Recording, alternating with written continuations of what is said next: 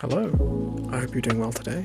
My name is Ben, and welcome back to another video where I'm sort of going on a little bit of a talk about what I do when I'm making stuff in Blender. I like making characters, I like making sketches, I like making little, generally rigged 3D characters, and this is more of a specific breakdown of how I make the initial idea, or how I come up with the reference sketch that I then turn into 3D. This is going to be a longer video than the last one I made, which was more of just like an overview of my process. It's going to be a little bit more detailed to character design specifically. So as you can see, the first thing I do is generally make a bit of a mind map. This is a sort of brainstorm ideas of elements of this character I wanted to come up with, which was a blacksmith. But not just a standard blacksmith, a magic blacksmith. I imagine some sort of fantasy elements of this little small man blacksmith, little guy, who perhaps had this sort of comically oversized forge or hammer or things like that. So I started sketching out a sort of complementary character, being this large furnace golem, sort of construct creature, robot or steampunk elements. And then here I'm starting to sketch out silhouettes of what my forge user, the blacksmith themselves, could be. I don't really have an idea of what I'm really doing yet. I'm not really sure what kind of character I want to design him as, other than sort of small, maybe a little bit wiry. So I'm just sort of throwing things at the wall and seeing what sticks at this point.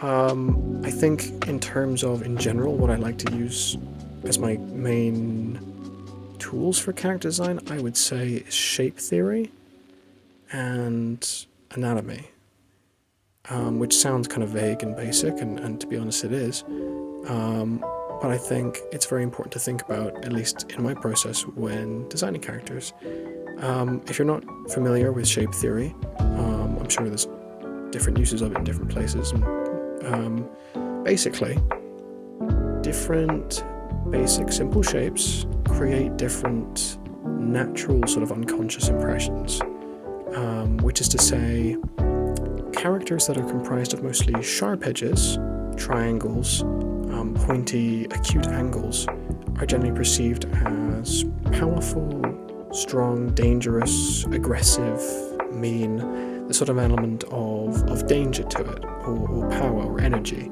There's a lot of different words you could use, but there's a certain vibe that you get from them. Conversely, characters that are more square, more sort of blocky, are often more sort of slow or solid or reliable or secure. There's a sort of different vibe that you get from them.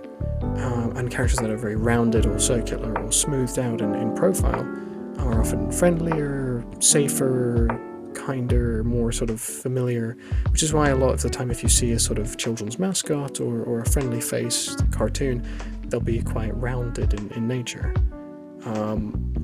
So that's sort of a key element here. So you'll see as I'm drawing here, for example, this character that I've just finished drawing here, the one with the sort of big overalls, that's mostly a more friendly character, I think, than some of the other ones I've been drawing, because it's mostly comprised of rounded edges. I think in terms of shape theory, it's also very useful or very handy to have repeating shapes. So as you can see on the left there, I have a collection of different sort of semicircle inspired parts of the body. The head, the chest, the legs are all sort of have an element of being rounded and flat. And this one that I'm doing is sort of an angular version of the same character. I'm experimenting with, okay, if I use the same body plan, but make everything a little bit more sharp, angular, blocky, does that make this character look a bit more wiry, maybe a little bit more, I don't know, grumpy or anything like that? The second thing, as I'm playing around with now, is anatomy. So how do you then put those shapes into your character? Where do you place them? How do you arrange them? So there's a lot of different elements to anatomy, which I could go on for hours, and very happy to, obviously, but hopefully this video should just be 20 minutes or so long based on how I've edited it. But depending on where you make the character bigger or smaller or stretched or shortened or anything, you will create a different impression. So, for example, this character here I wanted to be very small, to give the sense that he's quite a slight, short, diminutive person. Whether he's actually a child or just undergrown, I don't know. And so one of the things I do is to give him quite a large head for the size of his body. That gives the impression of being quite young or quite small, because generally a short person and a tall person of the same age will have the same sized head with just a different sized body. Equally, I want him to look sort of, I don't know if the right word is monkeyish, but sort of, I don't know, mischievous, a little bit perhaps, good with his hands. So I'm giving him very big hands. I'm also giving him big ears and a sort of what I think of as being kind of a monkey-like haircut. I don't know if that really makes sense, but I'm giving him that sort of widow's peak that you see mostly on Super Saiyans, but it makes sense to me anyway. And I'm using big sort of blacksmith gloves to explain that within the context of the character, instead of just giving him huge hands, which you could do. You're not, there's no rules in character design, but I think it makes a lot more sense to integrate an element of his job or his sort of purpose as a character as part of the character design. So equally, he's wearing sort of this vest that's quite loose on the top of him, and then quite big, baggy, protective, leathery trousers on the bottom, and then these little pointy boots. So trying to create these complementary forms. In the same way, as I talked about before with the collection of semicircles making up the one character, this sort of different iteration is a lot of trapezoids. So as you can see, it's a lot of sort of squares that sort of bottom out as being wider than they are at the top. Now I'm sort of going into taking a break from that character to look at his complement character. You don't have to have a complement for your character. I sort of started this sketch process thinking that they would come as a pair. One does not come without the other. They're partners, they're brothers, they're some kind of friends, Maybe he created this golem, this sort of steampunk robot or magical construct. Maybe I don't know, maybe they both work at the same blacksmith. So I'm sort of, again, I'm exploring different forms before I even know what I want to do. So same as I did with the blacksmith, there's no real consistency to any of the first sketches. They're just sort of, what kind of different robot or sort of mechanical designs can I think of? How could this guy look? And then once I start thinking, okay, I actually want him to be a little bit more of a real sort of emotional complement to this guy. So while this blacksmith is quite small, this guy's going to be very big. And while the blacksmith is very wiry and sharp and quite sort of visually, not aggressive, but a little standoffish, I think, this character is going to be very large and looming, but very rounded, very secure, very friendly. So I'm combining what I would say is rectangles and circles to create these hemisphere shapes for like his upper chest. I'm using very wide, flat shapes for his arms and legs to create this slow but safe sort of character design, this sort of like gentle giant sort of an idea, or at least that's what I'm trying to do. Whether or not I actually succeed in creating that impression is up to the viewer, right? So you can tell me whether I did that right or wrong. Here I'm adding in extra colors. If you're using Blender, you can go to the Material tab and just press the little plus button and then choose a new color. And I'm trying to sort of break up the silhouette I have, because I've got quite a distinct silhouette. I've got my basic shapes that I like, but now I'm thinking, how am I going to add in detail to this character? I'm imagining maybe he has a grill, maybe he's got an actual flame in him, maybe he's a walking furnace or pizza oven, that sort of thing. Although I think that would be quite a strange shape for a pizza oven. I think they're generally the other way around. They have a flat bottom and a rounded top. But I have not been in that many pizzerias, so I don't know. I'm experimenting with other shapes. I quite like this hemisphere-based one, but I don't like to settle until I'm sure that's the right one. So I'm sort of, here's the same sort of shapes, but here's a different, set of proportions. So this character maybe looks a little bit more lanky, rather than sort of heavy set. This is a way different character. This is very wide, and again, I think this one, did I do this one similarly? I think I might have. Yeah, very sort of blocky and heavy and more square. So if you can see, that one looks a lot more, probably, I don't don't know, slow or strong or heavy. You know, there's a lot of different ways you can assign character or weight or depth to your characters based on the shapes you use. And obviously, that's also up to how you design them in other ways as well, and how you portray them as characters, how they move, how they act, how they everything. So now I'm sort of going back to my original blacksmith sketch and trying to do a design that isn't scale. So creating something that sort of shows me how big that my giant sort of robot will be compared to the blacksmith. So at this point, I'm sort of in denial. I'm like, I really like this design, but I should spend more time on it. I should come up with something better because I sort of got to this design too quickly, and I feel like I'm going to miss something if I just leave it with this. Spoiler alert, I just kind of like this design and I end up sort of mostly going with it. But it's very important to explore your options when you're designing something, because you might like the design to start with and then miss out on what could have been a really amazing design, you know, settle for something good when you could get something great.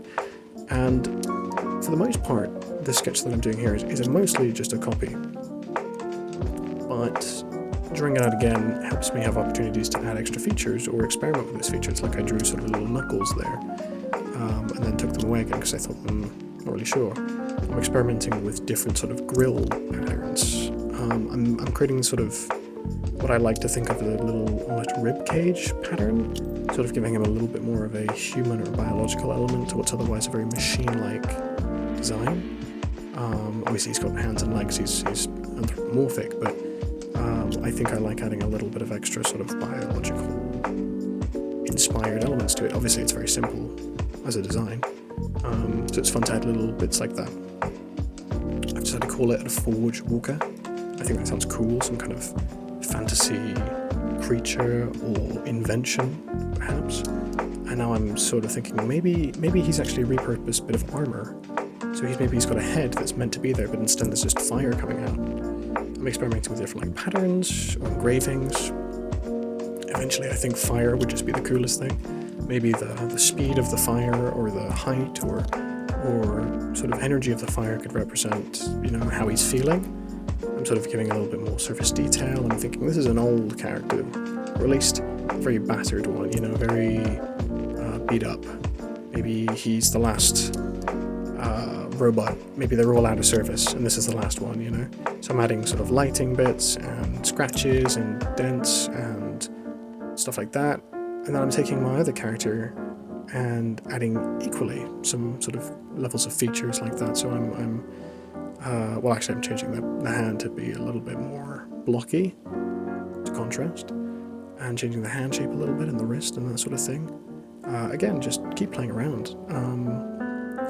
And then I think at this point, I sort of add a little bit of color or texture, you know, more sort of like visual painted on sort of colors to what would be otherwise quite a flat character. So where would he shine? Where would he be dull? You know, where would perhaps, I'm thinking, do the gloves glow? Are they magical? I think to sort of give some kind of connection between the two of them, this blacksmith, you know, whether he's magically cursed or gifted, he has this sort of glow in his chest as well. Maybe he's got a sort of fire burning in him as well, so I sketched that in as well. The robot is a bit leaky, he's got oil or something like that dripping out of him, so I'm drawing that in as well. I'm going back to my blacksmith and giving him a bit of darker hair. At this point I decide, maybe he has some sort of interestingly colored eyes. I'm not sure whether it should be black with sort of orange on the outside or orange with black on the inside. So I'm experimenting, I'm sort of testing things out. So it's very easy to duplicate parts of your drawing and just try it again. I think at this point I sort of slow down and I think, well, I'm mostly done. What do I call him? And I give a bit too much time to this. I think there's no real meaning behind any specific name. It's what you do with that character, but I care a little bit too much about names, and I'm like, it has to be something cool. He has to be called something cool. What do I call him? And I start writing things out, and I suppose this is a part where you're sort of exploring what the character is, what he does. So I'm thinking, is he apprenticing? Is he sort of, what is he doing? What's his relationship with this big automaton, you know? In my mind, maybe they've been left behind you know, the last sort of blacksmith and forge of some old tradition. So I've called them the Forge Brothers, because maybe they were set together. I'm making notes here on different elements of the design, such as the oil that's leaking or the sort of scratches, just so that when I put them into a 3D version, I can remember what the important parts are to me. So now I'm just sort of going to give you a few snapshots of the 3D process. This was mostly a video just about, I don't know, yeah, a little loose ramble of how I design the concept sketches for a character. This is a bit more of little stages along the process of me designing their 3D elements here. If you enjoyed this or enjoyed following along, or you have suggestions of other things to do, or would like to see more characters and want to recommend some ones that I try and make, then I'd love to hear from it. I'd love to hear from you. Yeah, this is much as I sort of did for this one. I sort of left it as a little work in progress for now, but it was really fun what I did end up doing with it. Here I'm just sort of experimenting with an element of glowing from the inside and things like that. There's a lot of fun things to experiment with texturing. Yeah, but I hope you enjoyed, and hope to see you again soon, and I hope you have a great day. Bye.